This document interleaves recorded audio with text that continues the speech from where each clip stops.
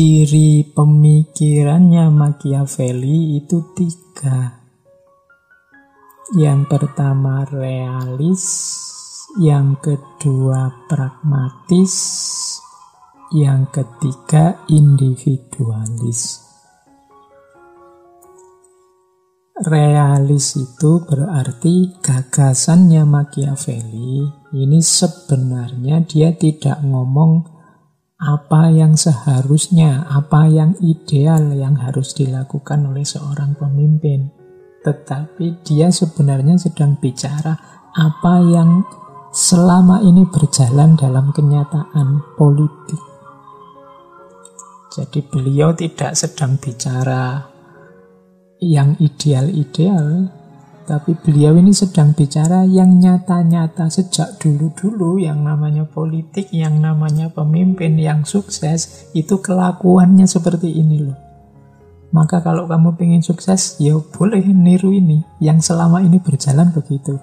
Ini gagasan semacam ini namanya realis. Kan nanti ada gagasan idealis. Seperti minggu lalu kita di Aristoteles itu kan idealis. Pemimpin yang baik itu begini. Mungkin nanti kita belajar Imam Ghazali atau Al-Mawardi, ini coraknya idealis. Nah, Machiavelli tidak begitu. Dia ini sedang cerita dengan dasar realisme. Kenyataannya selama ini begitu.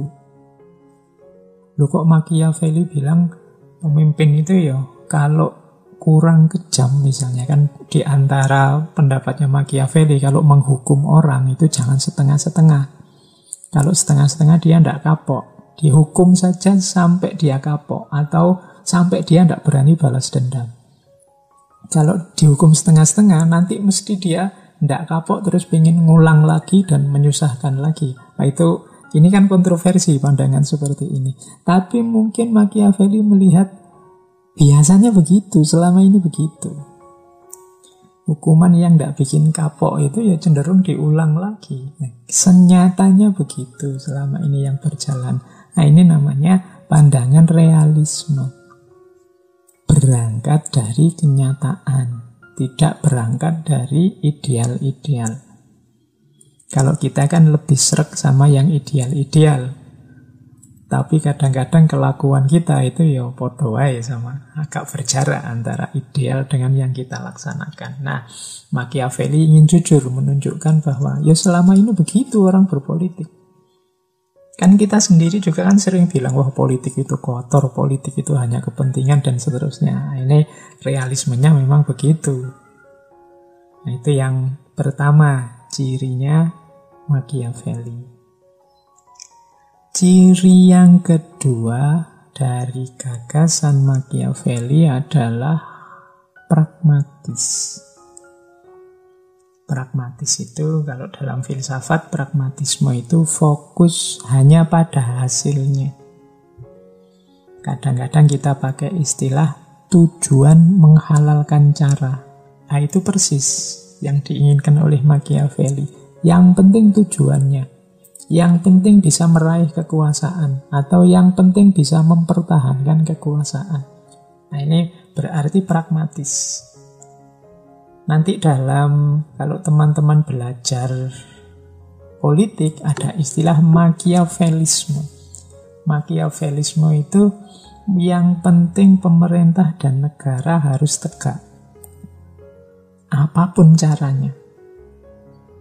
Tidak boleh dia jatuh. Itu Machiavellisme. Apakah dengan cara yang baik atau dengan cara yang curang atau dengan cara yang licik, monggo, yang penting pemerintah dan negara itu harus selalu tegak, jangan sampai jatuh. Nah, pandangan semacam ini sering disebut Machiavellisme karena memang ciri semacam ini yang dikembangkan oleh Machiavelli. Ciri pragmatis, yang penting kan tujuannya. Gunanya apa? Cara ruwet-ruwet, rumit-rumit, ideal-ideal kalau tidak sampai tujuan. Nah, itu mungkin yang ada di pikirannya Machiavelli. Jadi kebenaran sesuatu itu dilihat dari efeknya, hasilnya. Terserah prosesnya apa. Nah itu kalau mahasiswa yo misalnya ini, yang penting kamu lulus cepat, dapat ijazah, IP-mu tinggi. Terserah caramu gimana. Kamu mau belajar serius, ngapalin buku ya monggo. Kamu mau curang kalau ujian nyontek ya monggo. Atau kamu mau pendekatan sama dosennya, ke rumahnya membawa buah 10 kilo ya monggo. Yang penting kan lulus cepet, nilainya bagus, dapat ijazah. Ini namanya pragmatis. Yang penting dapat pacar, kamu mau pendekatan normal atau pendekatan material atau pendekatan perdukunan atau pendekatan monggo, yang penting entuk. Nah, itu pragmatis namanya. Nah, ini yang dikembangkan oleh Machiavelli. Yang penting tujuannya. Yang ketiga, individualis. Jadi individualis khususnya seorang penguasa. Seorang penguasa itu dia harus ambisius, berani ngambil resiko, kemudian berani membuat aturan sistem baru yang menguntungkan dirinya, dan lain sebagainya. Dan itu alamiah. Manusia itu ya punya kecenderungan nyari untungnya sendiri, nyari enaknya sendiri, nyari sistem yang cocok untuk pertama-tama untuk dirinya. Ini individualis. Di realisme, pragmatisme, dan individualisme. Ini ciri pikiran-pikirannya Machiavelli. Baik, kita lanjutkan. Nah, selanjutnya, ini masih bagian dari ciri juga. Ada yang punya analisis begini. Membaca pikiran-pikiran Machiavelli itu jangan dengan kerangka etis, tapi dengan kerangka medis. Ya kalau pakai kerangka etis, gagasan-gagasan yang dilontarkan oleh Machiavelli itu rasanya tidak bermoral semua. Masuk manusia bisa sekejam itu, manusia bisa selicik itu, manusia bisa semunafik itu, manusia bisa securang itu, mungkin begitu. Itu kalau pakai kerangka etis. Ada yang bilang membacanya jangan pakai etis, tapi pakai medis. Medis itu maksudnya pengobatan. Maksudnya apa kok dibaca sebagai medis itu? Karena nasihat-nasihatnya Machiavelli yang ditujukan kepada penguasa saat itu sebenarnya dalam rangka untuk memperkuat negaranya, memperkuat Florence yang saat itu kan bolak-balik ganti penguasa, bolak-balik perang, bolak-balik konflik, sehingga negara jadi lemah. Untuk biar negara kuat butuh seorang pemimpin, butuh seorang penguasa yang kuat. Maka jadi pemimpin ini jadi obatnya, pemimpin yang kuat ini jadi alat medisnya. Maka membacanya medis. Bahkan ada kalimat dari Machiavelli itu, seditious people should be amputed before they infect the whole state. Orang-orang yang berkhianat itu dianggap seperti anggota tubuh yang cacat, yang terinfeksi. Ini harus segera diamputasi. Kalau tidak diamputasi, dia nular ke anggota masyarakat yang lain. Jadi makanya beberapa saran dari Machiavelli rasanya kok kejam ya. Tapi tidak, ini dalam rangka mengamputasi anggota tubuh yang terinfeksi. Dia harus dihabisi sampai tuntas, biar apa? Tidak nular. Kalau orang-orang yang berkhianat, orang-orang yang curang ini nular, lama-lama negara tambah lemah, negara bisa jatuh.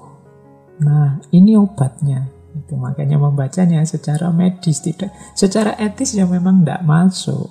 Masuknya secara medis. Nah, ini ada yang punya perspektif seperti itu. Ya monggo, silahkan dikontekstualkan dengan situasi yang pas butuh medis itu kapan. Ketika etik tidak bisa masuk lagi. Kalau dunia medis itu kan etiknya khusus. Misalnya dokter, itu kan dia punya etik khusus. Kalau dalam kondisi normal kamu tidak boleh lihat auratnya lawan jenis, tapi dokter punya situasi khusus. Dalam kondisi normal ya tidak boleh kamu melukai orang lain, tapi dokter ya dia bahkan bisa membelah perutmu, dia bisa ngedel-edel isi perutmu, ya macam-macam. Dokter tetap dianggap etis, dia punya etika khusus. Jadi dalam dunia etik kan memang ada wilayah-wilayah khusus. Medis misalnya, perang itu kan juga punya etika khusus. Kalau dalam situasi perang kan tidak bisa kita pakai etika normal. Kalau ketemu saudara saling menghormati, saling menghargai, ya tewas kalau kamu dalam situasi perang. Olahraga, pertandingan misalnya kan ada etikanya khusus. Tidak bisa bal-balan terus mengembangkan etika, saling menghormati, saling menghargai, saling ngalah. Ora situ bal-balan. Jadi membacanya berarti Machiavelli membaca secara medis. Ini konsep perspektif dan cara baca ini penting karena hari ini kita bergumul di dunia data dan informasi. Kita hidup di dunia per-HP-an, dunia internet, dunia medsos yang isinya informasi-informasi yang kadang-kadang tidak jelas ini dibaca sebagai apa, sebagai etis kah, sebagai medis kah, sebagai guyon kah, sebagai sekedar informasi kah. Nah ini teman-teman yang harus cerdas menyikapi informasi apapun yang masuk biar tidak keliru. Karena salah baca itu bisa bikin konflik, bisa bikin masalah. Yang harusnya dibaca secara medis, dibaca secara etis. Terus kamu demo dokter-dokter, dasar dokter ndak ngerti agama, auratnya orang kok dibuka-buka. Loh ya kamu salah ya, dokter ya ora pakai etis. Dokter secara medis punya etika sendiri. Wah, dasar dokter kejam sekali, giginya orang dicabuti. Loh itu etika medis, jangan dijajarkan dengan etika yang lain. Kalau perang ada penyiksaan, ada pembunuhan, ya itu memang situasinya perang. Oke, kita lanjutkan. Jadi seperti itu cara membaca. Kalau kita canggih mendaya gunakan ini, kita pinter tahu cara membacanya seperti apa, ini konteksnya apa, dalam situasi apa, dengan kacamata apa harus dibaca. Mungkin tidak banyak konflik yang tidak perlu harus kita ladeni hari ini. Kadang-kadang konflik itu lahir karena kacamata yang berbeda saja. Baik, kita lanjutkan. Kita mulai. Kalau tadi coraknya, sekarang kita lihat asumsinya seorang Machiavelli tentang manusia. Ini penting karena nanti biar teman-teman tidak kaget, lo kok mikirnya begitu ya, karena dia punya pandangan sendiri tentang manusia. Dalam banyak ngaji sebelumnya ketika membahas manusia kan sering saya jelaskan, pembahasan tentang manusia itu ada yang punya asumsi positif, punya asumsi negatif. Yang punya asumsi positif bilang bahwa manusia itu hakikatnya baik. Jadi manusia itu secara alami itu dia baik. Tapi ada yang kebalikannya, punya pandangan bahwa manusia itu hakikatnya buruk. Manusia itu secara alami jelek. Kalau dibiarkan saja, ya dunia ini rusak. Maka perlu aturan, perlu pemimpin yang nata dan lain sebagainya. Nah, Machiavelli ini ada di kubu yang kedua. Dia orang yang punya pandangan bahwa manusia itu secara natural itu dia buruk, dia jahat. Katanya Machiavelli, manusia itu punya ciri paling tidak 6, yang semuanya jelek-jelek. Jadi kalau dibiarkan saja pasti begini. Yang pertama apa? Tamak. Manusia itu tidak kenal berhenti. Kalau memang bisa diraih semua, akan diraih semua. Bahkan yang semula dituju akan ditambah. Pengin lagi, pengin lagi. Tamak. Kalau bahasa Al-Quran kan ada sindiran, alhaakumut takatsur hatta zurtumul maqabir. Jadi engkau bermegah-megahan, pingin megah lagi, pingin tambah kaya lagi, pingin tambah kaya lagi. Sampai mati. Jadi ini di ACC oleh Machiavelli, ya manusia itu tamak hakikatnya. Tujuan yang satu tercapai kan tidak berhenti. Begitu yang ini tercapai, dia ingin yang lain lagi, yang lebih lagi. Kemudian kalau sudah tercapai, ingin lebih lagi terus. Wah. Jadi kalau tidak diantisipasi ketamaan ini, manusia itu isinya kemerungsung terus dari lahir sampai mati. Karena dia hakikatnya tamak. Begitu ngerti sesuatu yang enak, ingin ditambah-tambah, ingin ditambah. That's manusia. Ciri pertamanya tamak. Seorang pemimpin harus paham benar karakter ini.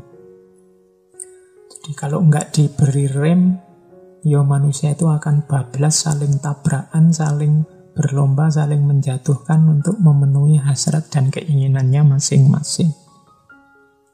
Itu ciri yang pertama. Ciri yang kedua, ingin untungnya sendiri. Atau sering kalau teman-teman muda kan pakai istilah egois. Yang dipikir duluan selalu dirinya. Itu sudah cirinya manusia. Mungkin dibungkus dengan dalil, mungkin dibungkus dengan argumen, dibungkus dengan kearifan-kearifan. Tapi katanya Machiavelli selalu sebenarnya dia ingin enaknya sendiri, nyamannya sendiri, untungnya sendiri. Itu sudah cirinya manusia. Nah, ini ketika Machiavelli ngomong seperti ini, mari kita sikapi sebagai muhasabah, sebagai aspek introspeksi diri. Di mana ketamaanku, di mana keegoisanku, biar kita tidak terjebak di sini. Kemudian yang ketiga, manusia itu biasanya tidak kuat susah, tidak betah sengsara. Ingin segera lepas kalau hidupnya tidak nyaman, tidak enak. Ini sering menjebak penguasa-penguasa yang cerdik. Dia ngerti benar situasi ini. Jadi ingin segera lepas dari bahaya. Karena dia tidak tahan, tidak kuat. Maka kadang-kadang ada penguasa tertentu yang untuk membuat orang suka dengan dirinya, itu terlebih dahulu orang yang dia pimpin dibikin susah. Tambah susah, nanti dia hadir untuk mengurangi kesulitan itu. Nah, ini dia ngerti benar wataknya manusia yang ingin segera lepas dari bahaya. Nah, itu kan ada cerita dari Nasruddin yang dulu pernah kita bahas itu. Ini filosof ulama yang lucu. Jadi suatu ketika ada tetangganya mengadu pada Nasruddin. Dia cerita begini, Nasruddin, hidupku ini kok susah ya. Hidupku ini kok sumpek terus. Pingin rasanya lega, pingin rasanya nyaman gitu. Tapi rasanya kok ruwet. Nasruddin ngasih nasihat, kalau kamu pengen hidup nyaman, hidup lega, kamu beli ayam 10, terus kamu pelihara di dalam rumahmu. Nah, dia karena ini yang ngasih nasihat filosof, ulama, dia ikuti petunjuknya Nasruddin ini. Dia beli ayam 10, dipelihara di dalam rumah. Dapat seminggu tambah stres deh. Aduh, kemarin rumah nyaman-nyaman, sekarang kemana-mana nabrak ayam, tambah sumpek. Datang lagi dia ke Nasruddin, gimana ini nasihatmu? Sudah saya beli ayam, hidupku tambah sumpek, tambah ruwet. Kalau gitu kamu beli lagi bebek 10, masukin ke rumah. Kenapa tidak tambah ruwet? Stop, pokoknya beli bebek. nanti pada akhirnya kamu akan nyaman. Ya sudah, wong yo masih percaya sama Nasruddin, dia belilah bebek 10, dimasukkan rumah lagi. Wih, tambah ruwet rumahnya, tambah ndak karu-karuan. Kemudian datang lagi dia ke Nasruddin. Nasruddin, pecah kepalaku, di rumah tambah ndak karu-karuan, anak istri tambah marah. Oke, wah, kalau gitu butuh nasihatku yang terakhir ini. Apa yang nasihat yang terakhir? Oke, karena tadi ayam sudah ada, bebek sudah ada, sekarang kamu pelihara kucing yang banyak. Yo minimal 10 lah, nanti masukin dalam rumah lagi. Wah, ini dia sudah setengah ragu-ragu, tapi wah ini, jangan-jangan memang ini nasihat yang terakhir, ini kuncinya nanti. Belilah dia kucing seperti nasihatnya Nasruddin, 10 dimasukin rumah. Wah, sekarang ada kucing, ada bebek, ada ayam di rumah. Wah, sudah kayak perang dunia di dalam rumah. Akhirnya dia nyerah, sudah menghadap ke Nasruddin. Kamu ingin nyari solusi apa malah nyusahin aku sih? Gimana ini? Oke. Sekarang nasihat yang sebenarnya. Kamu sekarang pulang, kucingmu kamu keluarkan dari rumah. Jangan di dalam rumah. Sudahlah, kamu kasih ke tetangga-tetangga. Jangan ada lagi di dalam rumah. Nah, dia pulang. Terus alhamdulillah, yang kemarin kayak kapal pecah sekarang agak mending. Kucingnya sudah tidak ada, lebih longgar sedikit. Tapi ya masih sumpek, masih ada ayam, masih ada bebek. Dia ngadep lagi ke Nasruddin. Terima kasih Nasruddin, agak longgar sedikit. Nah sekarang terusannya gimana ini biar lepas sama sekali? Oke, sekarang langkah kedua, bebeknya kamu keluarkan. Nah terus bebeknya dikeluarkan, lebih longgar lagi sekarang. Dia lebih nyaman lagi, alhamdulillah, agak longgar sekarang. Terus ketemu yang terakhir sama Nasruddin, terus gimana nih Nasruddin, masih ada ayam, ayamnya saya keluarkan juga kah? Yo, sekarang yang terakhir, ayamnya kamu keluarkan. Nah, begitu ayam dikeluarkan, alhamdulillah sekarang lega aku Nasruddin, tidak kayak kemarin hidupku sumpek, ruwet, sekarang lega. Nah, alhamdulillah tuh nasihatku manjur. Wah itu, ini ceritanya Nasruddin sama tetangganya. Ini berarti Nasruddin itu ngerti manusia itu punya karakter tidak ingin susah. Tapi dibikin strategi untuk bikin dia lega, kasih kesulitan dulu. Nanti akhirnya dia lega, terus terima kasih sama yang memberi kelegaan. Padahal dia tidak sadar yang tadi ngasih kesulitan ya yang memberi kelegaan itu. Itu berarti ngerti tentang nature-nya manusia yang tidak kuat susah. Kemudian yang keempat, katanya Machiavelli, manusia itu tidak tahu terima kasih.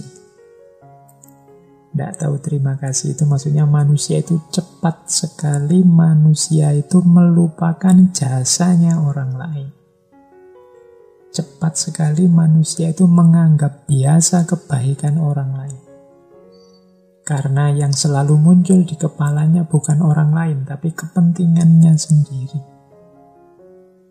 Selalu aku dan ego tadi. Makanya kadang-kadang orang itu habis terima kasih, tidak lama kemudian malah menyakiti yang tadi diterima kasih. Dan itu natural katanya Machiavelli, karena manusia itu selalu kepentingan-kepentingan.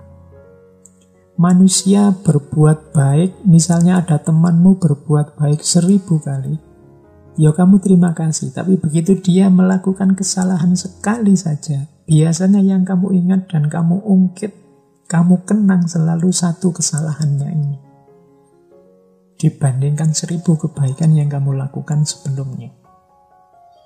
Kalau pakai pepatah kan, panas setahun, dihapus hujan sehari. Jadi kamu sudah melakukan kebaikan macam-macam, hanya karena satu kesalahan itu, semua kebaikanmu tidak dianggap.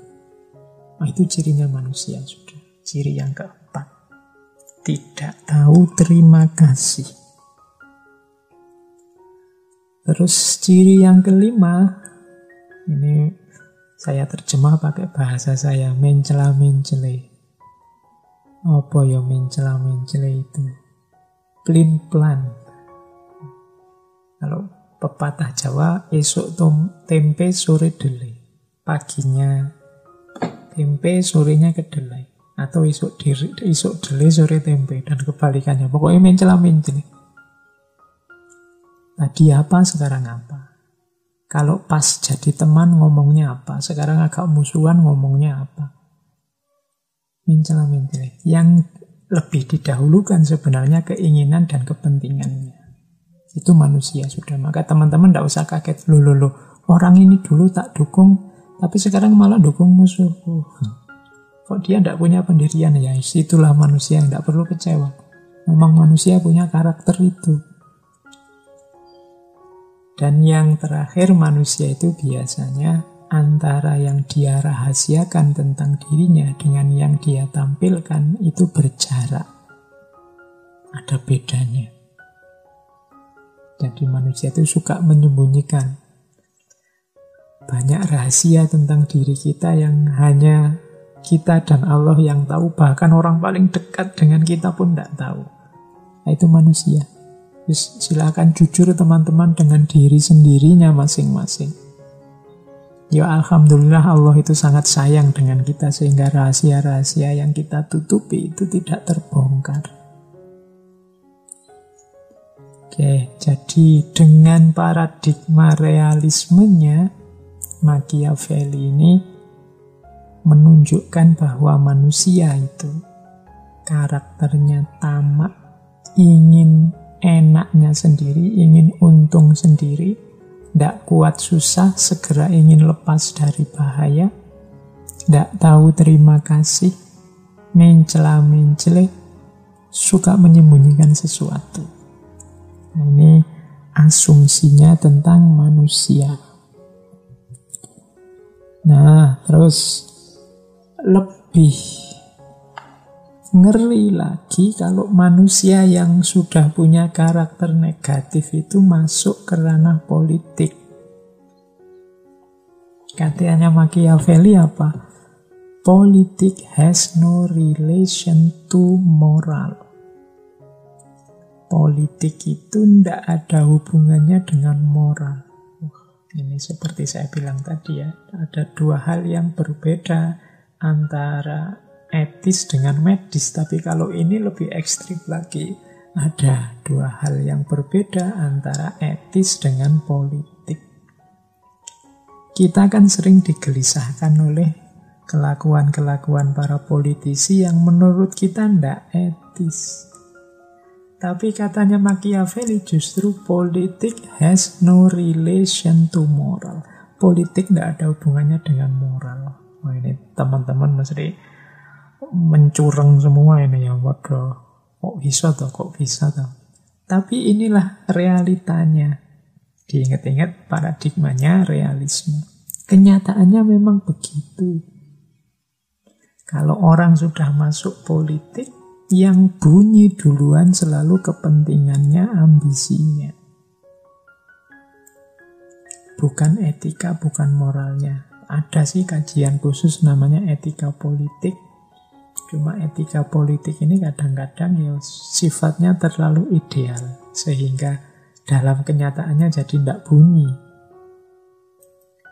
Atau tadi sebenarnya tidak etis tapi disembunyikan biar kelihatan etis saja. Wong manusia itu suka menyembunyikan. Politik has no relation to moral. Maka teman-teman ayo waspada, ayo hati-hati siapapun yang masuk ke dunia politik. Ya ini Machiavelli ngomongnya dalam paradigma realis. Kenyataannya begitu. Ya mari kalau mampu kita bangun kenyataan yang berbeda bahwa berpolitik dan bermoral juga bisa jalan seiring. Itu PR kita semua. Sehingga teorinya Machiavelli ini nanti bisa diubah. Bahwa berpolitik sekaligus bermoral itu bukan dua hal yang bertentangan. Terus yang kedua dia juga punya pandangan, kalau ini populer sekali. It's better to be feared than love if you cannot be both. Lebih baik ditakuti daripada dicintai kalau engkau tidak bisa dua-duanya.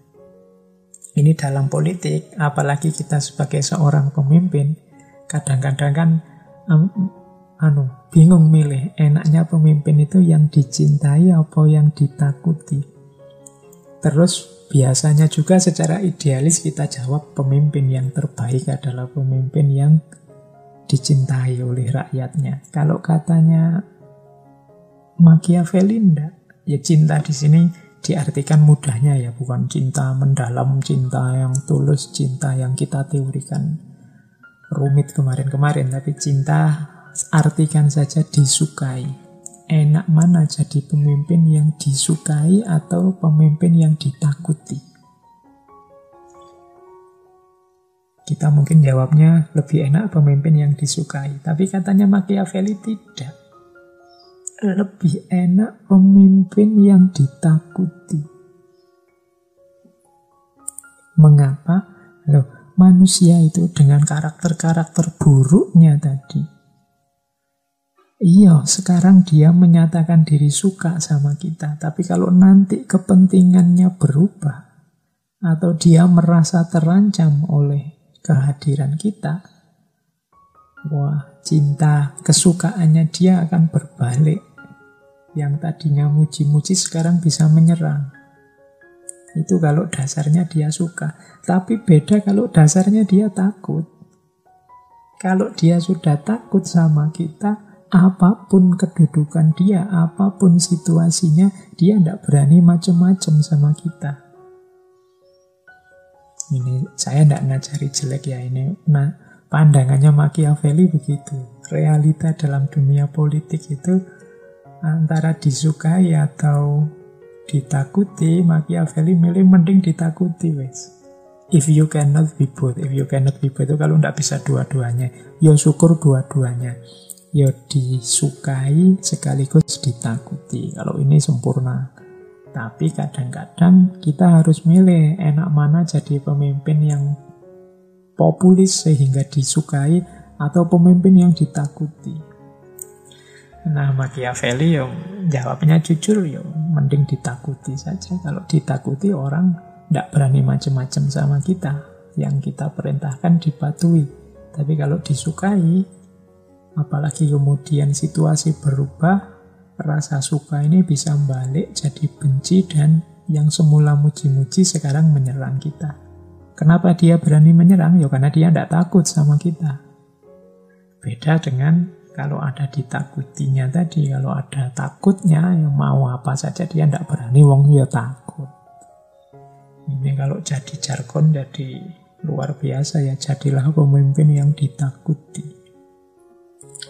Oke, ya saya bilang tadi, ini cintanya hanya cinta tadi ya, cinta sekedar suka dan tidak suka, tapi nanti beda level kalau sudah cinta yang dalam, yang tulus itu. Mungkin lebih mending daripada sekedar ditakuti. Tapi makanya bukunya Machiavelli itu sering disebut buku pedoman untuk para diktator. Ya. Para diktator itu kadang-kadang gayanya ya seperti ini. Yang didahulukan menakuti orangnya. Biar orang takut dulu. Karena orang itu kalau sudah terserang saraf takutnya, dia sudah mengkeret, tidak berani ngapa-ngapain sudah. Para teroris itu kan menyebarkan teror itu kan untuk menumbuhkan rasa takut. Karena mereka ngerti benar kalau rasa takut ini sudah tumbuh, orang sudah tidak berani ngapa-ngapain. Baik, ini paling tidak pelajaran dari Machiavelli. Kita punya situasi semacam ini. Bahwa dalam dunia politik ternyata lebih menguntungkan ditakuti daripada disukai. Kemudian yang ketiga, sebagai makhluk politik, manusia itu adalah makhluk yang ambisius. Manusia itu dari satu ambisi ke ambisi yang lain. Selalu yang dipikirkan keinginannya, target-targetnya. Yang didahulukan selalu individu dirinya. Meskipun sebelum masuk ke satu lembaga misalnya sudah dididik untuk komitmen, untuk loyal pada lembaga dan macam-macam, tapi yang pertama-tama dipikir selalu dirinya, jenjang karirnya, progres kelembagaan dirinya sendiri. Men rise from one ambition to another. First they seek to secure themselves against attack, and then they attack others. Manusia itu tampil dari satu ambisi ke ambisi yang lain. Pertama-tama dia berambisi untuk mengamankan dirinya biar tidak diserang orang lain. Kemudian mereka berambisi untuk mengalahkan dan menyerang orang lain. Jadi hidup ini dengan karakter sebagaimana digambarkan oleh Machiavelli, isinya serang-menyerang.